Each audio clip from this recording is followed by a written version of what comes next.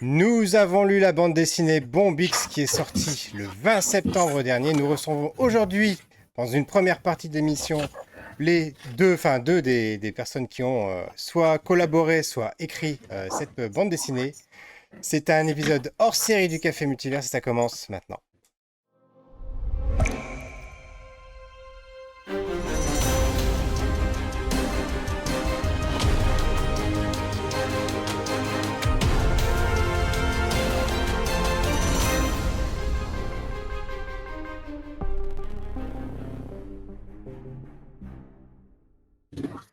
Bonsoir et bienvenue dans ce 83e épisode du Café Multiverse où je vous retrouve à nouveau avec Greg Dyser. Bonsoir Greg.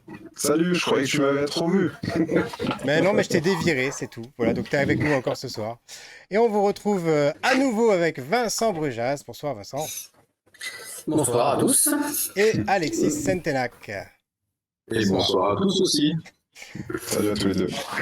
Comme je le disais dans l'introduction, c'est une mission un petit peu particulière. On en a déjà fait, on en fera encore. On reçoit je dis Alexis et Vincent parce qu'Alexis n'a pas directement participé à la BD, même s'il a participé à la conception, on va en reparler de toute façon dans l'émission. Et Vincent Il va nous expliquer surtout son rôle particulier qu'il a eu. Exactement. Et une émission d'autant plus spéciale qu'elle sera en deux parties, puisque dans la deuxième partie, la semaine prochaine, on recevra les autres auteurs pour continuer cette discussion. Voilà. Donc il n'y aura pas de partie vraiment spoiler, non spoiler, puisqu'on va parler de la bande dessinée, de cette œuvre, de ce premier volume, de sa conception, du concept, etc. Mais avant toute chose, on va commencer par se présenter. Greg Dyser, qui es-tu ? Eh bien, moi, je suis donc Greg Dyser, je suis auteur de bande dessinée. Je fais partie, avec certains des auteurs de cette BD, de l'atelier virtuel. Et je travaille depuis un peu plus d'un an maintenant sur ma série Cléo Super Série, une série jeunesse. Voilà. Vincent, à toi l'honneur. Eh ben moi, scénariste de bande dessinée. Je fais que ça depuis 2017. Et puis, on n'aura pas le temps de nommer toutes les séries que je fais, mais là, il y a Bombix. Voilà, c'est la dernière nouveauté, Bombix. Et La Voix du Glaive que j'ai sorti une semaine avant. Mais voilà, je suis scénariste, il faut que je produise. Voilà, donc je produis. Prolifique. Et Alexis Moi, je suis auteur de bande dessinée depuis 2006. J'ai commencé avec Corberan dans l'univers d'Estée avec la série des Volares. Puis depuis, j'ai fait pas mal de choses. J'ai été coloriste pendant quelques années. Je suis revenu au dessin. J'ai co-scénarisé des petits trucs aussi. Là, dernièrement, j'ai participé à la bande dessinée Goldorak avec les copains de l'atelier virtuel. On vous renvoie d'ailleurs vers l'émission qu'on avait fait avec Alexis et Brice déjà à l'époque. Et là, ma dernière sortie au dessin, c'est le tome 22 d'Orques et Gobelins, qui est sorti fin août. Et donc là, j'ai participé à la série Bombix qui est sortie, dont le tome 1 est sorti mercredi dernier, en tant que directeur artistique. Très bien. Et en ce qui me concerne, je suis responsable de la communication numérique dans une collectivité territoriale. Et avant ça, dans une autre page de ma vie, que j'ai tournée désormais, j'étais responsable des invités pour les festivals Japan Expo et Comic Con Paris. Donc, on vous accueille ce soir à nouveau pour parler d'une nouvelle BD, voilà, que vous avez sortie, Bombix. Qui veut prendre la parole en premier, qui peut nous dire un petit peu la jeunesse de ce projet, Alexis ou Vincent? Qui veut prendre Si on doit faire dans la jeunesse et qu'on fait chronologiquement, je vais commencer. vas-y. Tout à fait. Ça te paraît pas mal, hein? Ça me paraît nickel. Voilà. Au tout départ, l'idée de partir dans un univers de ce type revient à Olivier Stelfater, qui dirige le label Comics Bureau en collaboration avec les éditions Glénat. Olivier, avec qui je travaille déjà depuis quelques années, puisque j'ai fait 2 tomes chez Comics Bureau dans la collection des Stéphane Bull, où j'ai adapté Novo et je suis en train de terminer le tome 3 là, qui arrivera dans l'année qui arrive. Et en fait, un jour, Olivier, tu connais mes envies, sans pour autant forcément devenir éditeur. Moi, j'aime bien déclencher des projets, j'aime bien travailler en équipe. Avant, j'ai bossé presque 10 ans dans le pré-presse en tant que graphiste, donc dans la direction artistique, tout ça, j'ai déjà vu sur des projets. Et il me parle d'un univers, il me montre les maquettes en fait dans un univers dont j'ai oublié le nom, mais qui mélange différentes technologies, époques, et ça donne des designs assez sympas, et graphiquement, c'est vrai que ça pète bien. Et il se dit qu'il y aurait quelque chose à faire dans cet esprit-là.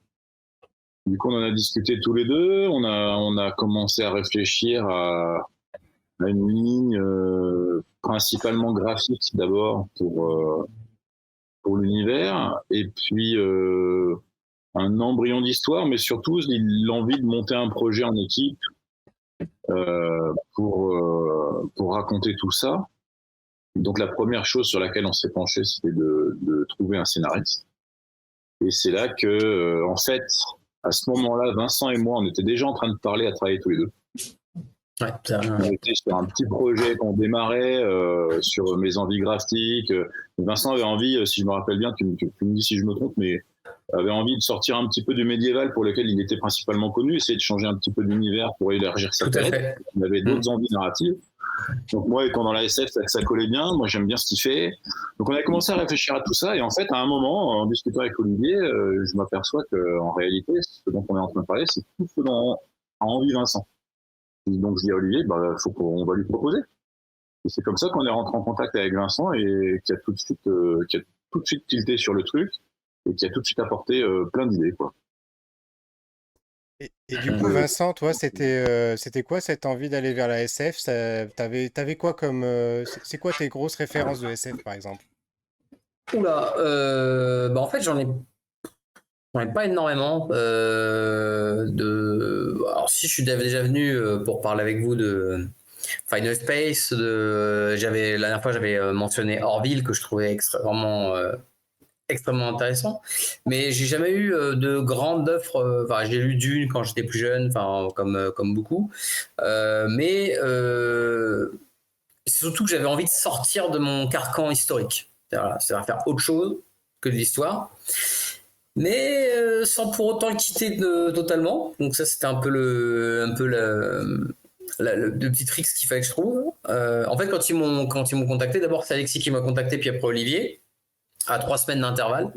D'abord, Alexis m'avait posé vraiment. En gros, l'idée, c'est on a des éléments de plein d'époques différentes qui se rencontrent.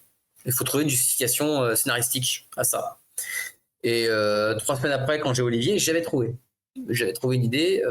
Moi, eux, ce qui leur plaisait, c'était tous les designs qu'on pouvait inventer. Moi, ce qui me plaisait, c'était vraiment de mélanger les époques, mais les gens, pas pas les objets, mais les gens. Et donc c'est là qu'est née mon idée de mon Bix de récit. Et quand je leur ai expliqué la base, ça leur plaisait. Donc là, pour le coup, je pouvais développer mon récit, pour le coup. Et du coup, tu peux nous rappeler un petit peu la trame de Bombix, parce qu'on n'en a pas encore parlé. Alors, la trame de Bombix, c'est qu'en fait, on est dans un endroit où on ne sait pas vraiment ce que c'est pour l'instant, même si on a quelques indices pour dire quand même que c'est une planète très très loin de la planète Terre, sur laquelle sont éjectés des gens de plein d'époques différentes. Éjectés, alors pas que des gens, ils sont éjectés à travers des orages temporels, donc c'est d'énormes cyclones mais à l'envers, qui rejettent plein de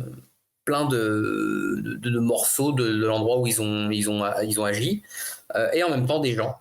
Et ces gens-là, en gros, ils sont obligés de faire société, sauf qu'ils viennent de 1000 ans d'histoire et de plein de lieux géographiques différents. Et ils se retrouvent coincés sur cette planète. Alors, il y a certains qui pensent que c'est un monde parallèle, d'autres qui pensent que c'est une sorte de Valhalla, d'autres un paradis, d'autres plus prosaïques disent non, regardez les étoiles, on est sur une planète différente du système solaire. Voilà. Et tout le monde se pose plein de questions, d'où le sous-titre La Terre en question, parce qu'en gros, ils ne savent pas où ils sont. Et en fait, le début de la série, c'est comment trouver une solution pour vivre ensemble quand on vient d'autant de mondes différents et d'autant d'époques différentes. Et moi, je vais commencer déjà à rentrer dans le vif du sujet. Effectivement, moi, je suis rentré tout de suite. J'étais vraiment acheteur de ce que tu me proposais parce que je me suis dit, mais j'ai pas l'impression d'avoir déjà vu ça. Alors, j'avais peut-être un vague sentiment de déjà vu, mais très très fin sur peut-être un épisode d'un Stargate ou d'un Star Trek, tu vois, où il y aurait pu y avoir un truc à peu près, des idées un peu Similaire, ouais. similaires. Mais je me suis dit, mais purée, de la SF où j'ai jamais vu ça, quoi. Je me suis dit, c'est pour une fois, c'est pas des gros vaisseaux dans l'espace, des extraterrestres avec des tronches bizarres, etc.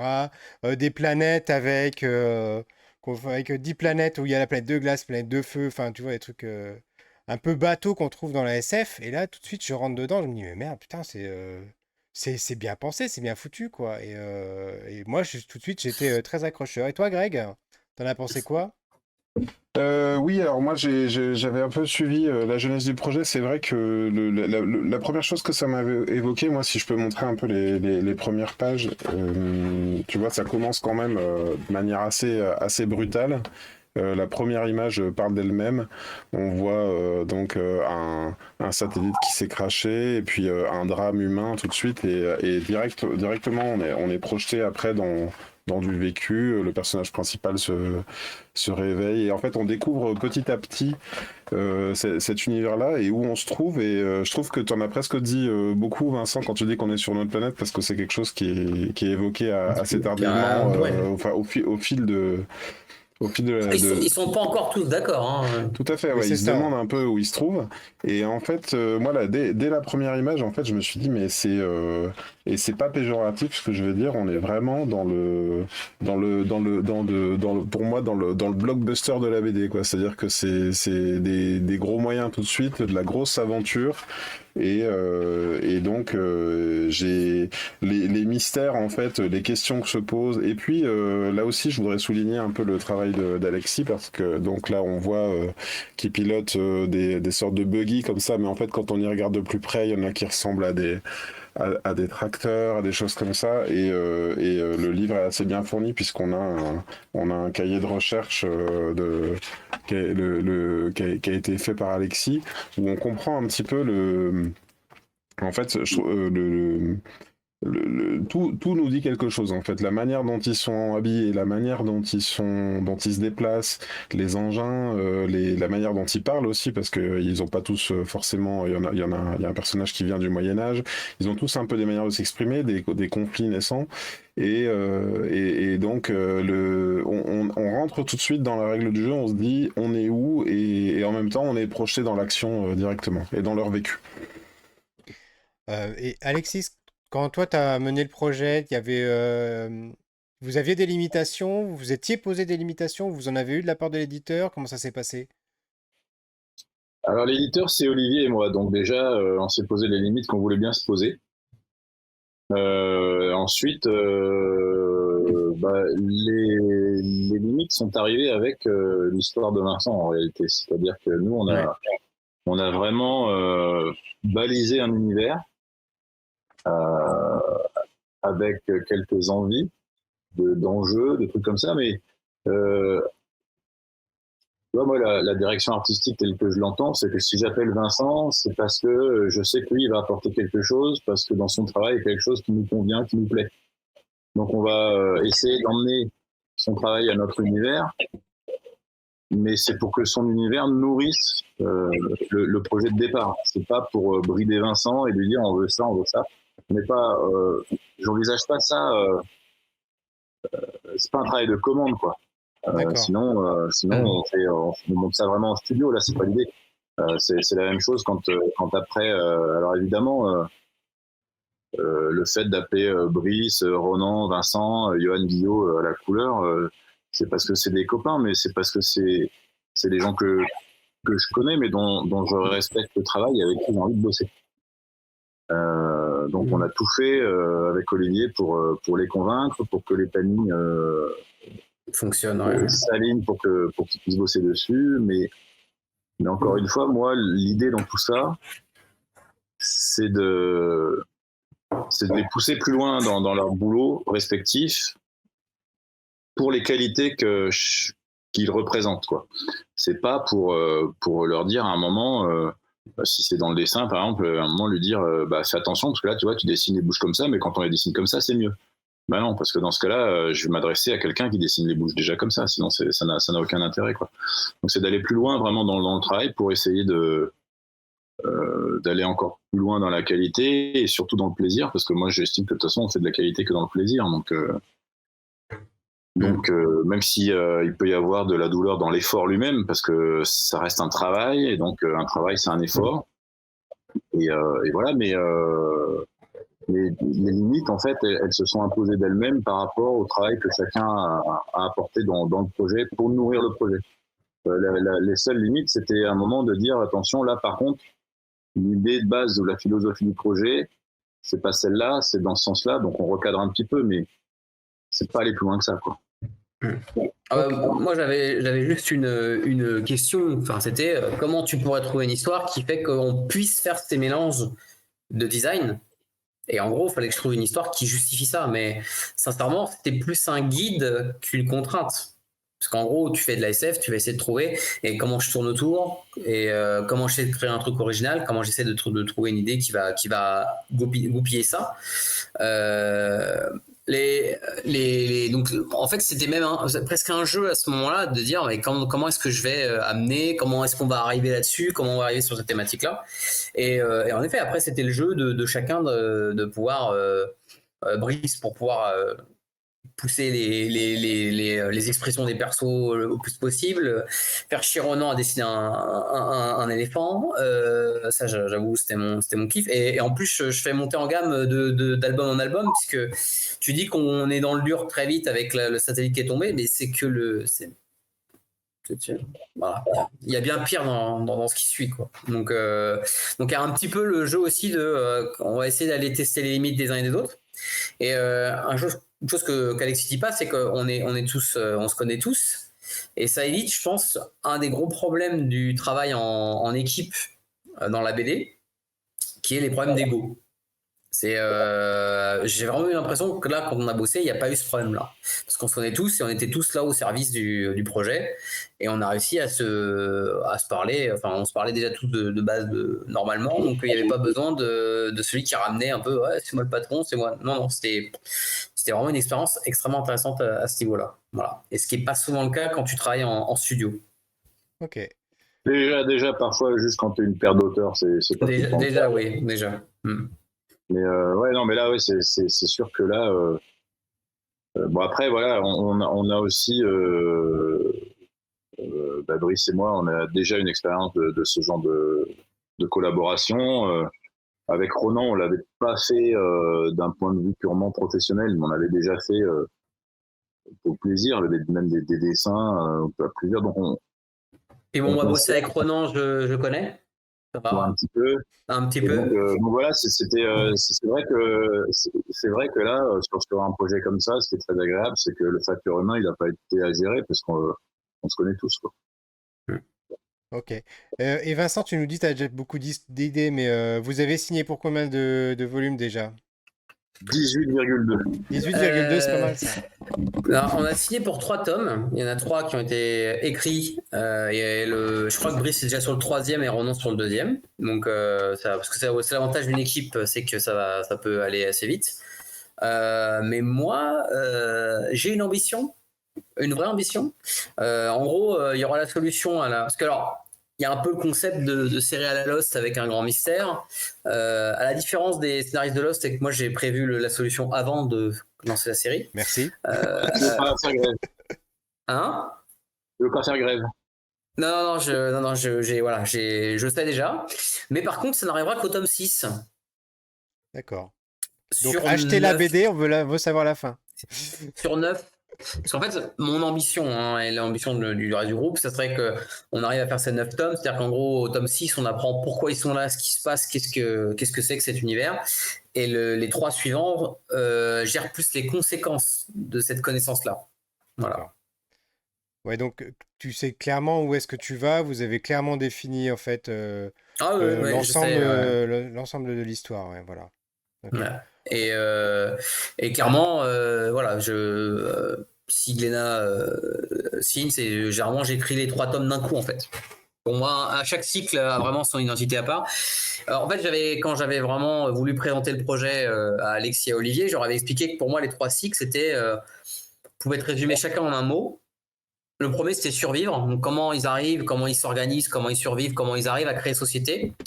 Deuxième cycle, c'est comprendre, donc savoir pourquoi ils sont là, ce qui se passe. Et le troisième cycle, c'est vraiment... là, il n'y avait pas trop de noms, mais c'était plutôt conflit, quoi, en fait. Comment on s'engueule vis-à-vis de ce qu'on a appris. Voilà. Je me Le souviens cycle qu'on avait eu continue. cette discussion avec Michael Saint-Laville sur sa BD Banana Soul, et puis on l'avait eu aussi avec vous par rapport à Tête de Chien, sur ce concept de justement de cycle, voilà. Et c'est super intéressant en fait de travailler de cette façon, je trouve. Bah, ça amène des saisons, il y a un côté saison, ça permet de bien cadrer sur ce qu'on va raconter, comment on doit faire évoluer les personnages. Il y a une Et puis surtout, ça rassure aussi un éditeur avec qui on parle. En l'occurrence, Glénat qui participe. Bon, quand on leur dit, bon là, en 3 tomes, déjà, il y a déjà une part de récit. Bon, voilà. Ça leur permet de se dire, ok, on voit où ça va. Mais pour le coup, voilà, l'univers est tellement riche et je m'amuse tellement avec ces personnages-là. Et ouais, 9 tomes, il y a largement de quoi le remplir. Mais à remplir est bien. Mm. Et toi, Alexis, quand tu as vu ce que proposait Vincent, c'était quoi ta réaction? Tu t'es dit, ouh là là. J'étais désespéré. Je Non, n'en attendais pas moins. c'était vachement intéressant parce que c'est justement là où il a emmené il a amené sa patte quoi avec lui parce que là il en a fait une vraie histoire de personnage. Il y a des vrais rapports humains, c'est ce qui rend pour moi le truc super intéressant et c'est pas forcément ce sur quoi on se serait orienté au tout départ avec Olivier, tu vois. Mais je pense que si on s'était adressé à un autre scénariste, il aurait apporté autre chose. Mais là, c'est vraiment sur cet aspect-là, moi, où ça m'a vraiment bien plu. Le deuxième aspect, c'est que déjà, à la lecture du scénario lui-même, qui est donc découpé, dialogué, c'est souvent rébarbatif à lire. Un scénario de BD comme ça, c'est un peu comme quand tu lis une pièce de théâtre en texte intégral. Bah là, c'était pas chiant, en fait. On arrivait quand même à lire, à suivre le truc, et ça, c'est toujours bon signe. Alors, c'est amusant ce que tu dis parce que moi, ça me rappelle ce que j'ai vécu par exemple avec une série comme Star Trek. Moi, j'ai toujours été fan de la série originale des années 60 parce que je trouvais que malgré les décors en carton-pâte, les mecs, ils jouaient ça à fond, tu vois. Ah ouais. C'était vraiment, comme tu dis, construit autour des personnages. Et ensuite, j'ai trouvé que les séries suivantes, elles se reposaient beaucoup trop sur le lore, sur tout ce qui était les vaisseaux, les planètes, etc. Et qu'on sentait moins, en fait, cette implication des personnages. Et là, j'ai retrouvé ça finalement dans mon Bix parce que, comme on est dans un environnement quasi désert, où on a juste des bribes de monde qui sont arrivées, tout est autour tout se joue sur les personnages, quoi, et sur les Ouais. relations entre les personnages. Et moi, Non, je l'ai vraiment dévoré, quoi, le truc. mais en Bah, fait, c'est super. c'est parce que je suis mauvais, en fait. Bah voilà. Non, mais alors, blague mise à part, je vais faire la comparaison avec Denis Bajram et Universal War One. Denis Bajram, qui nous fait l'honneur d'ailleurs de faire une préface dans le bouquin. Denis, c'est quelqu'un qui a une conception. Quand il écrit Universal War One, il y a le concept. Le concept est plus important que les persos. Il fait une histoire, il y a les persos, mais le concept physique qu'il veut expliquer, toute la démarche qu'il veut faire, et on est vraiment dans l'auteur de hard, ce que j'irais dans ce qu'on appelle la hard SF. C'est-à-dire en gros, le concept est plus important que les personnages qu'on veut présenter. Et il y a beaucoup d'auteurs qui sont comme ça. Il y a des auteurs de SF qui sont très très durs à lire parce que ce qui est important, c'est le concept qu'ils veulent montrer. Je suis pas un foudre de science. Mon concept va tenir tant bien que mal, mais ce qui est important pour moi, c'était de rentrer dans la SF avec les persos. En fait, moi, ce qui m'intéressait, c'était grâce aux petits twists que j'ai créés, c'est on voit des gens de plein d'époques différentes qui se parlent. Et s'il y a un truc que par contre je connais bien, c'est l'histoire. Et donc ça m'amusait de pouvoir faire pour la première fois parler un astronaute du 21e siècle et un chevalier du 12e. Et ça, rien que l'idée, ça me faisait déjà marrer. Et surtout un chevalier qui en plus a commencé à découvrir des choses du 21e siècle, genre le rap. Et ça, rien que ça déjà, La moi, musique, ouais, c'est vrai que ça nous fait rentrer tout de suite en empathie, je trouve, avec le personnage de Bohémond, parce que effectivement, il a un Walkman, il y est très attaché, il est attaché à ses piles aussi parce qu'il a compris, et c'est très étonnant, en fait, ça nous plonge un peu, on essaye de se mettre à sa place. Moi, c'est tout de suite ce que j'ai essayé de faire, c'est de me dire, mais est-ce que, tu vois, faire parler quelqu'un du Moyen-Âge avec des outils ou de la culture de notre époque, c'était pas tout de suite évident. On a quelques commentaires comme ça. Je vois Cowboy Étoile qui dit Bambix, la biche gauloise de Disney. Bon, il aime bien faire des petits jeux de mots. Et il posait la question, c'est pas la première fois qu'il entend qu'il y a... J'aurais plutôt vu ça en film de cul, perso, mais bon, je sais pas. Démonétisé. C'est le moment où on est démonétisé. Voilà. Il dit c'est pas la première fois que j'entends qu'il y a des signatures de 3 tomes. Pourquoi ce chiffre en général? Là, faut pas mélanger l'autorisation de faire 3 tomes. Ouais. Rien n'est dit qu'on fera le 3e si ça marche pas, d'accord. Alors, déjà en plus. Et il n'est pas possible de signer. Enfin, on peut te faire signer 3 tomes, mais ce que je veux dire, c'est que signer 3 tomes, ça veut dire quand même signer 3 contrats différents. D'accord. On peut pas sur un contrat en Europe, enfin en France, sur un contrat, on peut pas signer pour 3 tomes. C'est légalement interdit. Si je ne me trompe pas. Hein. Tu peux en Belgique. Hein. Oui, c'est pour ça que je parle de la France. Et donc là, non, on n'a pas signé pour 3 tomes. On a proposé un projet qui fonctionne par cycle de 3. On nous a donné un oui de principe sur 3 tomes. Enfin, on a signé les 3 tomes. Hein. On a signé 3. Ouais, mais c'est pas. Non, mais c'est pas. Je veux dire, disons qu'en fait, tu leur annonces une. Ce que je veux dire, c'est que si le tome 1 marche pas, on va faire le tome 2. Tu vois, Vincent, le moment où Alexis a mis sa casquette d'éditeur très très rapidement. Non, c'est pas la casquette d'éditeur. Je plaisante, Alexis.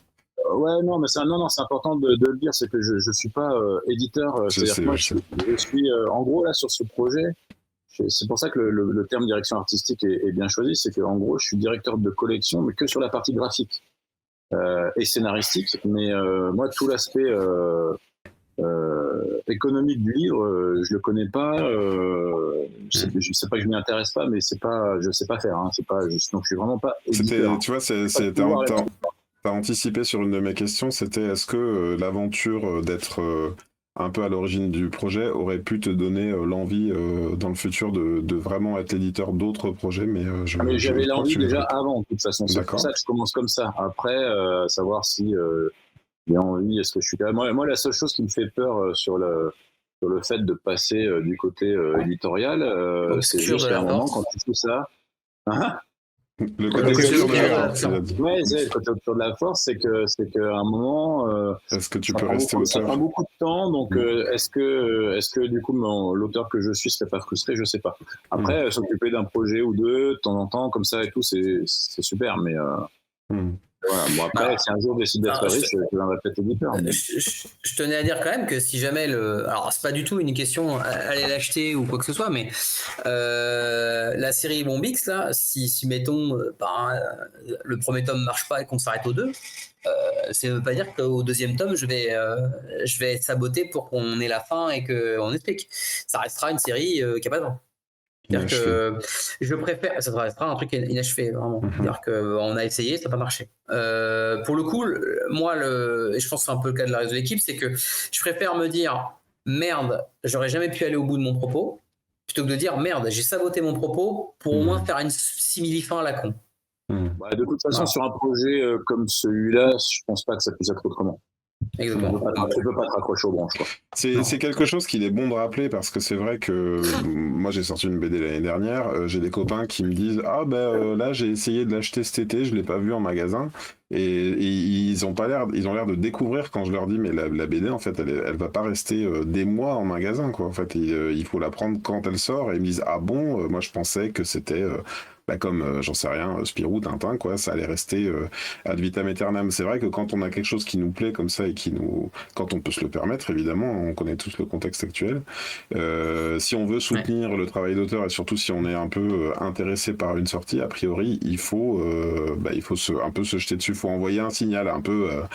Dans une moindre mesure, je pense aux séries Netflix, par exemple. Si on veut si on aime une série, maintenant on est dans une économie qui fait qu'il faut qu'on la regarde rapidement et montrer qu'elle suscite de l'intérêt, quoi. Et moi, je suis assez ravi de faire cette émission parce que sans cette émission, moi, j'aurais jamais découvert Bombix d'ailleurs. Parce que franchement, j'ai beau, ça a beau être un sujet qui m'intéresse. Bon, je suis pas forcément dans la BD. Moi, je suis pas dans l'univers de la BD. Mhm. Mais à un moment donné, c'est le genre de sujet qui n'apparaît pas sur mes radars. Alors, on est tous submergés d'informations, effectivement, hein, que ce soit les séries, les films, les animés, les mangas, les BD, les comics, etc. Mhm. Mais je trouve dommage qu'aujourd'hui, on ait une telle difficulté d'accès aux BD, pourtant qui sont très prolifiques hein, dans notre pays.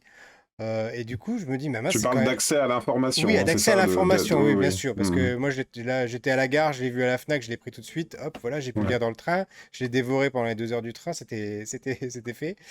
Mais du coup, je serais passé à côté sinon. Et je me dis, mais merde, je serais passé à côté de ça. C'est vraiment dommage parce que C'est le tout m'a tiré problème. dedans.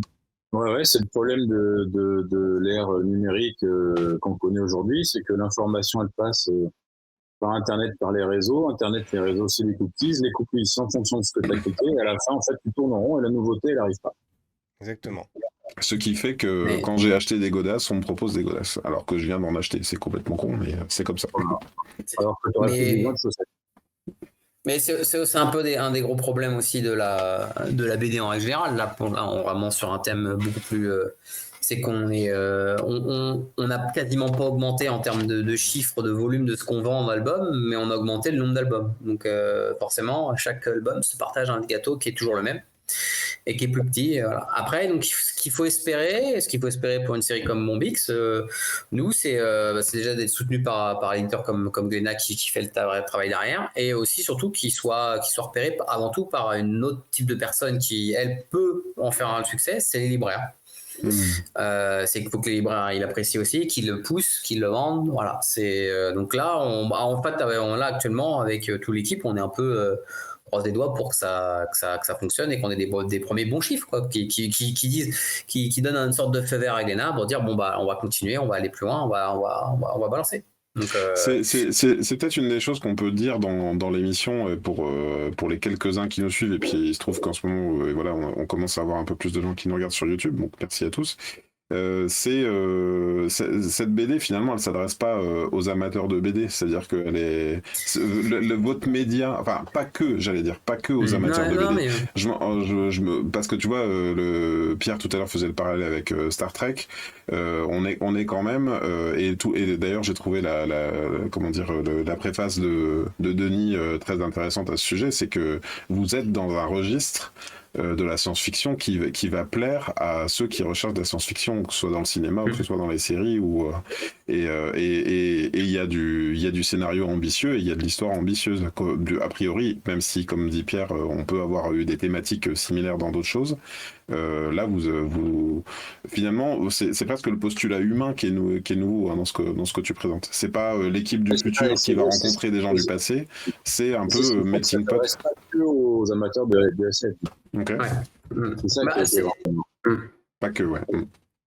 Ouais, on est relativement. Enfin, j'ai vraiment l'impression qu'on est à la croisée de plein de trucs en fait, et sur des thématiques qui sont plus actuelles que ce qu'on veut bien le croire. Parce qu'au final, on pose aussi bien la question de est-ce qu'on arrive à se comprendre quand on vient de mondes totalement différents, enfin, on est sur des récits un récit qui parle de choses mais ultra bateau dans un certain sens, mais avec une manière de l'amener qui est pour le coup une métaphore qui est à mon sens originale en effet, parce que j'ai pas l'impression d'avoir vu quelque part ailleurs non plus. Après, comme je dis, je suis pas un grand fan, enfin je suis pas un expert en SF, donc je ne sais pas si j'ai piqué une idée quelque part qui existait déjà. Mhm.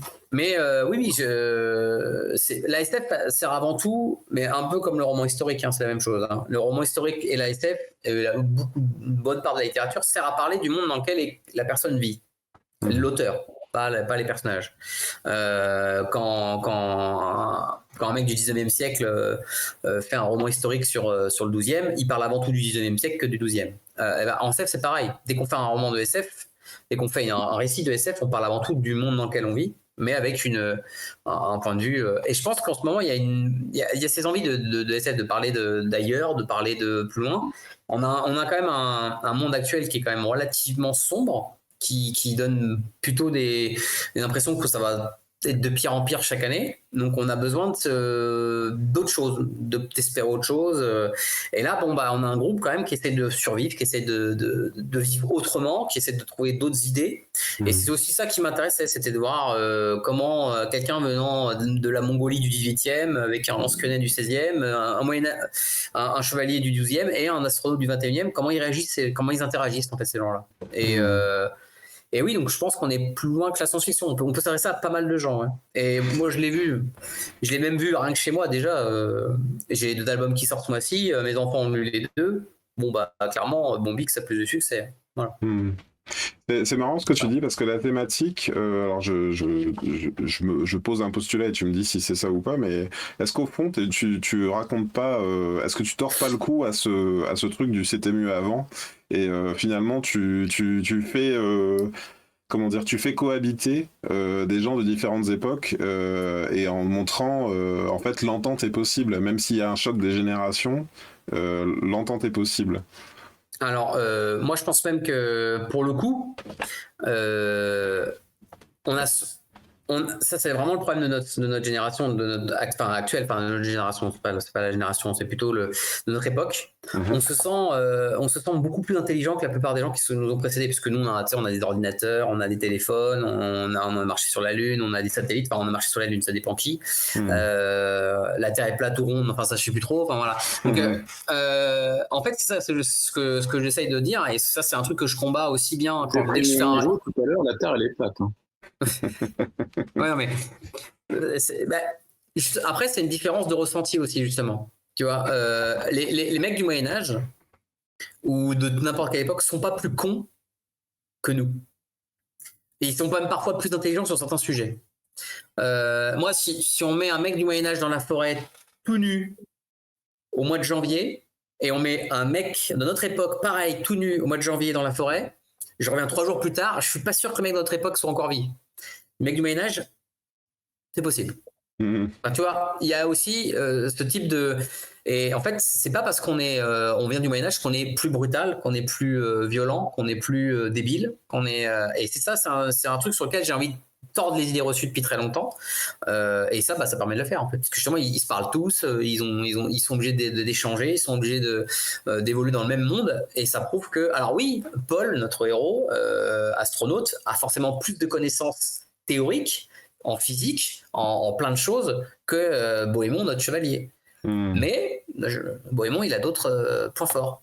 Ouais, au fond, tu réfutes un peu le roman national et tu dis chacun a ses points forts et on n'est pas forcément vers du mieux. Presque le progrès peut ne pas en être un, en fait. La société évolue. La société évolue. Et heureusement, elle est moins violente, mais pas les gens. Les gens il y a eu des cons de toute époque, comme il y a eu des gens intelligents de toute époque. Et on se moque des fois de ce que Aristote avait, parce que Aristote avait cru que je sais plus, il y avait des insectes qui croyaient que c'était pas des insectes, parce qu'il avait pas mal compté les pattes et tout. Donc on se fout de sa gueule. Ce que le mec a réfléchi et pensé avec les moyens de son époque, c'est ouf. Enfin, lui, parce qu'il s'est trompé sur un insecte. T'as envie de rigoler.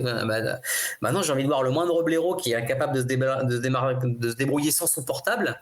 Excuse-moi, tu vois. Enfin, aujourd'hui, pour des calculs tout cons, on est obligé de prendre notre portable parce qu'on a la flemme. J'ai pas l'impression que notre époque soit la.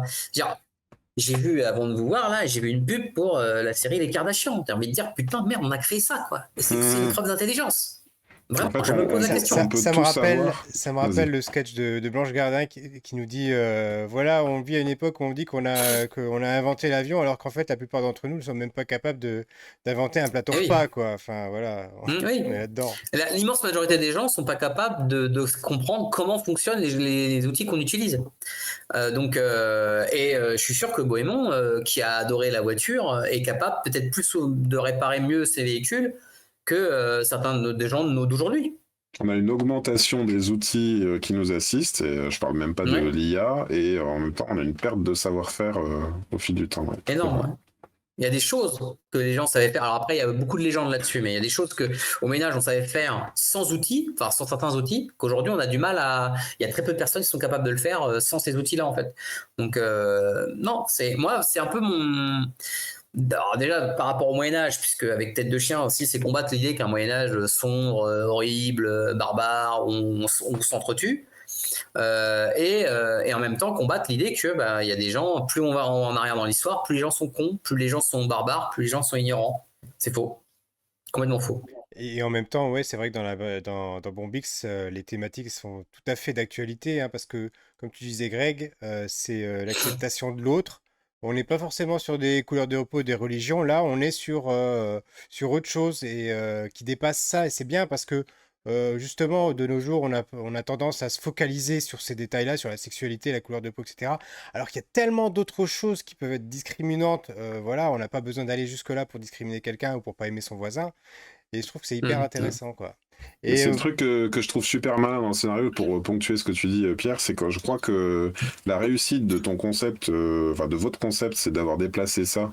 Et finalement, c'est pas des gens d'une époque qui vont à une autre époque ou qui se retrouveraient sur la chasse gardée de quelqu'un. En fait, ils sont tous sur un pied d'égalité, c'est-à-dire où sont-ils, et à eux de le découvrir. Sur un lieu neutre. Ils sont Voilà, sur un lieu neutre. Et ça, c'est ça la différence. Et ça, tu l'as su tout de suite ou c'est quelque chose que tu as déterminé au fil du temps? En fait, ça, c'est un truc qui est venu qui est venu très vite, puisque c'était venu de la seule et unique contrainte que j'avais, qui était faut faire des mélanges. Or, pour qu'il y ait un bout d'un bombardier B-20, parce qu'on en parlait beaucoup, il y avait des maquettes qui faisaient ça, et ces maquettes-là, c'était surtout des fusées avec des mélanges d'avions de la Seconde Guerre mondiale. Bon, pour justifier un tel écart, il fallait qu'il y ait vraiment quelque chose de... Et moi, très vite, je me suis dit, oui, pour rendre la chose intéressante pour moi, parce que pour moi, clairement, quand on crée des véhicules avec des bouts pour moi, qui ne suis pas designer, qui ne suis pas dessinateur, je m'en tape. Enfin, c'est pas. Et heureusement que, justement, on avait Alexis, on avait le reste de l'équipe qui allait prendre ça à bras le corps, parce que pour moi, c'est pas du tout mon intérêt. Enfin, vraiment, j'en ai aucun. Et moi, je me disais, mais pourquoi moi j'aurais envie de rentrer dans cette histoire-là? Pourquoi moi j'aurais envie de la raconter? Qu'est-ce qui me motiverait? Et moi, clairement, ce qui me motive, c'est pas la science. Enfin, c'est pas la science-fiction, c'est pas une technologie, c'est pas quelque chose à raconter. Moi, ce qui me plaît, c'est la science sociale. C'est des hommes qui se parlent alors qu'ils sont pas censés se rencontrer et qui n'étaient jamais censés se rencontrer. Et là, tu me fais réaliser qu'en fait, c'est ce que j'aime aussi et que finalement, en fait, toute la SF que je pensais aimer ou plutôt celle que je détestais, je la détestais parce que elle se basait trop sur tout ce qui était technologie, tu vois, etc. D'ailleurs, il peut y avoir les deux sortes, hein. Ouais. Et à ce sujet, justement, j'ai vu la série sur Apple TV Fondation. Et c'est pour ça la semaine dernière que je ne l'ai pas recommandé dans mes recommandations de la semaine, parce que j'ai pas réussi à accrocher, parce que si tu veux, j'ai trouvé que les personnages, l'histoire était étouffée par son environnement, et que voilà, j'arrivais pas à rentrer dans l'histoire, rentrer dans les personnages, tellement elle était polluée par le reste. Ouais. On est dans l'opposé total de ce qu'on a fait avec Bombix. Après, en plus, dans Bombix, moi c'est vraiment ce que j'aime bien dans ce récit-là, parce que finalement, ça me fait réfléchir là, quand je vous écoute, c'est vraiment l'aspect tolérance, en fait. Et si tu regardes bien, ce bouquin est rempli de tolérance, justement, par ces histoires d'époque et tout ça. Et tout à l'heure, Greg, tu disais ça, c'est pas où, Pierre, je sais plus, vous disiez que ça dépassait le simple fait de la couleur de peau, de la taille, de la corpulence, de n'importe quoi. Mais en fait, ça va même plus loin que ça, puisque en réalité, dans cet univers, un mec qui arrive et qui physiquement a 50 ans n'a peut-être que 15 jours d'âge sur cet endroit-là, à cet endroit-là, sur cette terre en question. Ce qui fait que ce mec de 50 ans, qui en réalité n'a que 15 jours, a beaucoup moins d'expérience, peut-être, que le jeune de 24 ans qui est là depuis 10. Ce qui fait que tout le référentiel auquel nous on est habitué de dire les vieux, les sages et tout, donc on les croise comme ça, ouais, mais c'est peut-être pas forcément lui le plus sage en vrai. Et avec ça, tu vois, je trouve cette idée vachement chouette, quoi. C'est marrant parce que Vincent, tu comparais ça, enfin tout à l'heure tu parlais des Kardashians en disant qu'on avait presque atteint... Pour autant, ton concept, votre concept, on est quand même pas loin d'une télé-réalité quelque part. Parce qu'il y a... Non, pas forcément Kardashian, mais tu vois, d'une expérience Fais très sociale. attention à ce que tu dis. Fais très attention à ce que tu dis.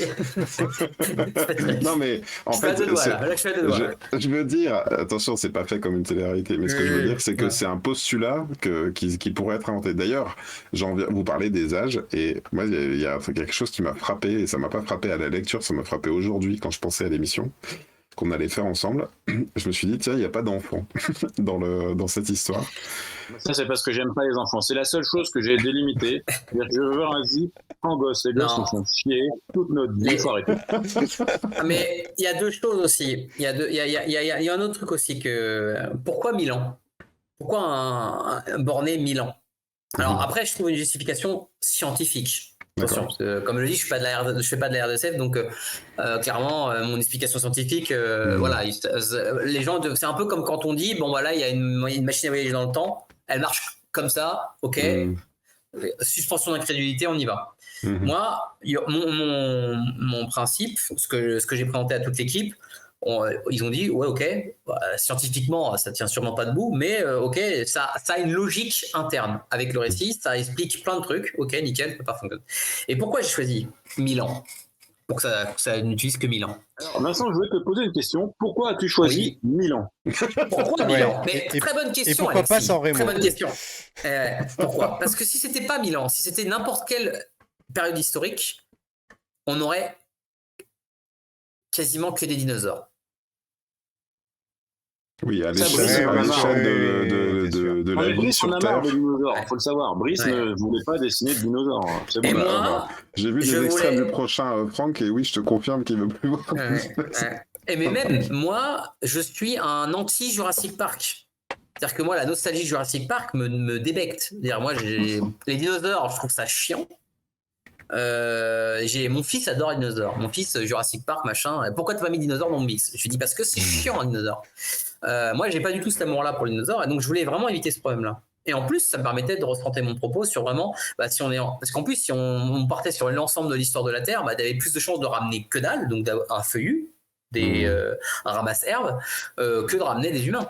Donc en gros, il fallait justifier ce côté statistique. Et ces mélanges d'histoires après trouveront une autre raison. Mais en gros, l'idée c'était ça, il fallait cadrer et parce qu'en plus j'ai d'autres personnes qui me disent mais pourquoi Milan pourquoi Milan et pas San Remo? Mais pourquoi Milan? Et voilà. Mais Milan après ça permettait justement d'avoir un décalage assez énorme avec les différents personnages et donc d'avoir plusieurs périodes historiques à être représentées. Et ça c'était je suis désolé parce qu'on sort complètement du sujet, mais figurez-vous que j'ai vu Jurassic Park dimanche en famille. Voilà, mes enfants ont vu pour la première fois Jurassic Park. Et ben tu parlais tout à l'heure des thématiques humaines. En fait, Jurassic Park, c'est pas un film sur les dinosaures. C'est un film sur un paléontologue qui pense que les enfants sont une autre espèce et qui à la fin c'est tellement bien occupé des enfants face à sa passion des dinosaures qui ont dévoré tout le monde que en fait il s'occupe très bien d'enfants et on voit c'est toutes les suites en fait qui foutent la merde après. Mais ce film là c'est un film sur un mec qui apprend à devenir papa. Jurassic Park est le premier pour l'avoir vu en effet il n'y a pas si longtemps que ça avec mes enfants. Ouais non mais il est quand même assez c'est Steven Spielberg quoi. À un moment il sait ce qu'il écrit, il sait ce qu'il fait donc clairement, oui, il est vraiment bon. Enfin, moi, j'aime bien en tant que film. C'est juste que j'ai pas la hype du dinosaure. C'est juste ça. Je pense que l'émission doit bientôt se terminer. Oui, parce qu'on voit que Alexis commence à jouer avec les mains. Donc, c'est que c'est le. J'ai essayé de te gratter sous le bras là. Comment tu parlais? J'ai tout de même une dernière question. Je connais pas bien ce label chez Glénat, donc Comics Bureau. C'est une question que j'aurais aimé poser à Olivier, et puis j'ai eu des problèmes techniques au début, j'étais complètement off dans l'émission, j'en suis navré. Mais ma question c'est... Je peux faire une partie d'historique de Comics Bureau si tu veux. Hein. Alors si tu veux, et puis en avance, ma question c'est est-ce que c'est parce que ça s'est fait par l'intermédiaire d'Olivier de Steinfaster qui a eu cette idée, ou bien est-ce que quand même dans votre histoire vous revendiquez un peu d'une façon ou d'une autre de comics, et si oui, comment? Non, ça n'a rien à voir avec les comics. Okay. C'est simplement parce que Comics Bureau est un label éditorial indépendant. J'insiste bien là-dessus, c'est-à-dire que c'est pas là aujourd'hui, par exemple, Comics Bureau travaille avec Vent d'Ouest, avec Glénat. Glénat. Comme avant, Comics Bureau travaillait avec Rue de Sèvres ou encore avant avec Ankama pour la distribution, le marketing, etc. C'est un partenariat commercial, quoi. On va dire ça comme ça. Okay. Je simplifie parce que je n'ai pas les détails, mais en gros, c'est ça. Et Comics Bureau, c'est Olivier, le créateur qui a monté cette boîte. Au tout début, Olivier Vatine était dedans. Maintenant, il n'y est plus depuis plusieurs années. C'est Olivier qui tient ça. Et Olivier Stenfater, c'est le fondateur d'Atacus, que les passionnés de BD connaissent bien, puisque c'est un fabricant de produits dérivés, de statuettes, résines, etc., sur la bande dessinée, l'univers de la bande dessinée, etc., et tout ça. Et voilà. Et c'était d'ailleurs à l'époque le premier à avoir fait de la statuette Star Wars en France, je crois. Enfin voilà, il y a un vrai background là-dessus. Je me rappelle ces très grandes figurines Star Wars, c'est ça qui faisait 60 cm, quelque chose comme ça, enfin qui était vraiment... ça, je sais pas si c'est eux qui l'avaient fait celle-là, mais d'ailleurs ils en font là en ce moment. Et donc voilà, donc c'est simplement parce que l'idée de l'univers, c'est Olivier qui l'a apporté, et Olivier, c'est Comics Bureau. Très bien. Moi, ce sera mon mot de la fin par rapport à cette émission, avant qu'on passe aux recommandations de la semaine. C'est vraiment, je regarde la caméra, je le dis à tout le monde, lisez cette BD, allez l'acheter parce que je crois vraiment qu'ils tiennent quelque chose. Il y a un truc, Vincent, il va être dont on n'a pas là. Oui, voilà, il va prendre le melon. Je suis déjà de base. Il y a vraiment, on sent qu'ils tiennent quelque chose qui a un vent de fraîcheur, j'ai envie de dire, sur le genre. Donc foncez l'acheter, vous regrettez pas. Voilà. Greg, ton mot de la fin? Mon mot de la fin, c'est que j'ai envie de connaître la suite maintenant, donc oui. c'est plutôt bon signe. Vous êtes piégé. Je suis très content de vous avoir reçu aujourd'hui, et puis finalement je suis très content d'avoir cette émission complète en devenir, parce que maintenant qu'on a bien écouté que Vincent avait seulement programmé quelques petits trucs, le satellite c'était que dalle, et effectivement j'ai vu des pages du scénario aujourd'hui sur le tome 2 et ça a l'air de devenir un peu foufou, quoi, et quelque part, moi des fois ça m'arrive en tant que dessinateur de dire à mon scénariste, ah non là je peux pas, et c'est vrai qu'en fait derrière, et je serais très content de les recevoir la semaine prochaine, il y a Brice qui est un fou furieux et qui là se donne à cœur joie et qui n'a pas peur des foules et qui n'a pas peur des combats avec beaucoup de personnes, et derrière Renan pleure ensuite et Johan sèche ses larmes en même temps que celles de Ronan. Voilà, donc ça promet, c'est-à-dire que non seulement c'est une super belle entrée en matière, et c'est super beau aussi, hein, enfin moi le premier truc qui me graphiquement ils ont fait un travail de fou, hein. Voilà, graphiquement, ouais. Et ça parce raconte beaucoup. Je vais quand même faire excuse-moi, avant que ce soit vraiment la toute fin, je fais une petite aparté parce que du coup vous en parlerez sur la prochaine émission, mais là pour l'instant on n'a pas évoqué le travail de Johan Guillot aux couleurs. C'est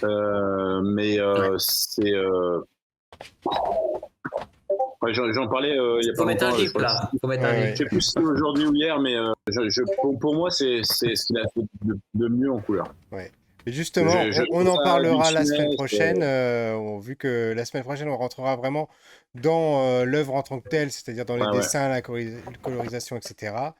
Mais voilà, c'était super d'avoir cette introduction avec vous deux pour parler de Bombix. C'est super intéressant de pouvoir faire cette émission. Les couleurs, c'est la seule étape sur laquelle j'ai jamais rien dit à part putain, c'est chouette.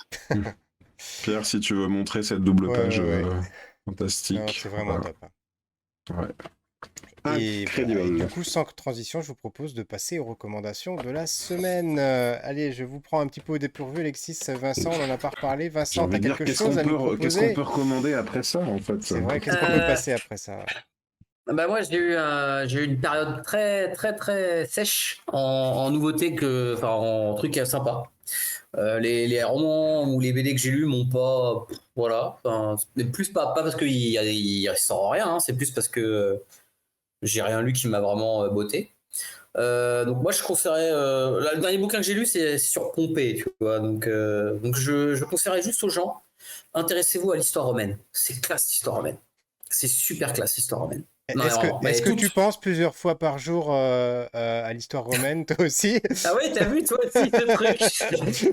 Non, mais est-ce que, Alors, bon les gars, on va vraiment poser une question. Je vous pose une véritable question. Est-ce que vous pensez plusieurs fois par jour à l'histoire romaine, Greg? Je suis pas T'es la pas au ref, courant, il a pas la ref, merde. non, Ouais, j'ai Vincent, pas la ref non plus. Vincent. il y a eu un article qui disait que les hommes pensaient au moins 2 à 3 fois par semaine à l'histoire romaine antique. D'accord. Voilà, en grande majorité. Voilà, Alors moi, je suis en donc, train de voir Camelot pour la première fois, donc je te dirais que j'ai pas besoin de beaucoup être trigger pour y penser parce que c'est un peu omniprésent, donc. Et on est vraiment sur la fin en plus, là, tu vois, à l'époque romaine. Ouais. Non, mais voilà, en tout cas, moi, j'y pense souvent, mais ça, c'est plus parce que je suis fan d'histoire. Et grave, intéressez-vous à l'histoire romaine, ça déchire. Voilà. Mais ça, c'est parce que j'ai réinstallé Total War 2, Total War Rome 2, voilà, c'est pour ça. Et toi, Alexis, ta recommandation, s'il te plaît? Ça doit être des nouveautés ou c'est. Non, ça peut bien être même ce que des tu veux. classiques, hein. Eh ben, oh non, j'irai pas jusqu'au classique. Moi, c'est malheureusement, je ne suis pas très très culturé, mais par contre, moi, j'ai découvert d'un peu plus près les romans de Franck Tillier que je trouve absolument formidables. J'ai lu aussi, pour l'instant, aucun mauvais roman de Joe Hill, qui se trouve être le fils de Stephen King et qui, pour moi, écrit encore mieux que son père, parce que justement, il est dans cette mouvance fantastique, un peu moins horrifique, mais par contre, il écrit des personnages et là, c'est juste génial. Je vais faire encore de la promo poteau, mais là, je suis en train de lire le roman d'Olivier Bocquet qui s'appelle Du plomb dans la tête. Pour ceux qui aiment les polars noirs, courez-y, c'est juste super. Ce mec a un vrai style, il est vraiment très balèze. Et en termes audiovisuels, j'ai enfin vu la série Last of Us qui m'a légèrement troué le cul. Et là, Ouais, en ce moment-là, tout de suite, je recommande à tout le monde One Piece, la série télé, parce que si vous voulez regarder un truc et terminer de bonne humeur, il n'y a pas mieux, c'est vraiment super cool. C'est vrai, c'est vrai.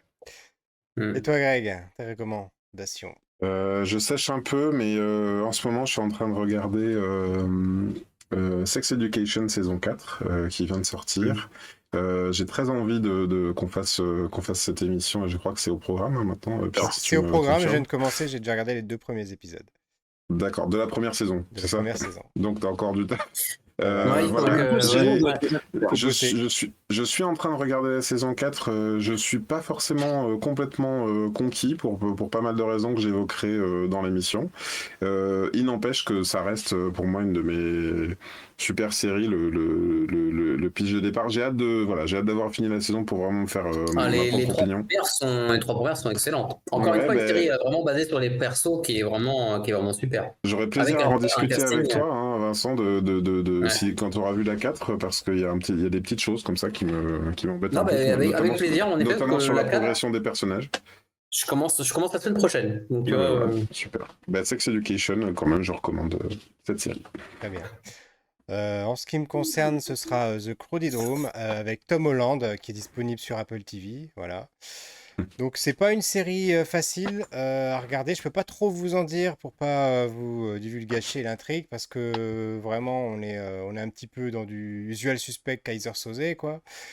Mais voilà, Tom Holland est magistral et surtout il nous sert une prestation qui est loin de celle de Spider-Man. C'est ce qu'on avait pu lui reprocher d'ailleurs quand on avait fait l'émission sur Uncharted, où on avait un Tom Holland qui était resté dans son personnage de Spider-Man. Et là, il nous livre vraiment quelque chose de touchant et de très varié. Et, vraiment, je vous recommande vivement. C'est une petite série. Il n'y a qu'une saison, c'est 10 épisodes, thriller psychologique, drame, voilà. The Crowded Room. C'est pas cette série qui lui a valu d'ailleurs à Tom Holland, grosse polémique Si, par si, rapport bien à. sûr, Oui, mais je voilà. peux pas trop en Bah, dire, voilà, parce que voilà, bon, pour je plusieurs suis raisons. d'accord, faut regarder cette série, Voilà. effectivement. En tout cas, bah, merci Vincent, merci Alexis d'avoir passé De cette rien, soirée merci à en vous. notre Merci à vous, compagnie. c'était bien sympa. Greg, j'aurai plaisir à te retrouver mardi prochain en compagnie de tous les co-auteurs, voilà, pour parler un petit peu plus en détail, vraiment de tout ce qui est dessin et couleur de la BD, voilà. Et faire le lien avec l'émission d'aujourd'hui. Donc, C'est ça, voilà. En tout cas, Merci à vous. merci Merci à tous aussi les deux. à Kobe Ouais. Étoile qui était à nouveau fidèle dans les commentaires. Il y avait aussi Molibi qui est passé nous dire bonjour. Voilà. Bonsoir à Cowboy tous. Étoile qui a dit en commentaire, j'ai pas pu prendre tous ses commentaires, mais qui s'est déplacé spécialement chez son libraire pour. Donc on a quand même, voilà, on est des influenceurs, on Des a un mini-influenceurs. influencé qui achète les BD qu'on recommande quand Ouais. même. Voilà. Ils font un début, mais peut-être d'autres. On verra. Voilà. Ouais. Donc, Vincent, espérer. Alexis, merci encore et on vous dit à très bientôt, soit pour une autre émission classique, soit pour une nouvelle œuvre qui sera sortie tout droit de vos esprits. Voilà. Bon, Merci, ça ciao. va arriver vite alors. Salut, salut. Bonne soirée. Ciao. Salut.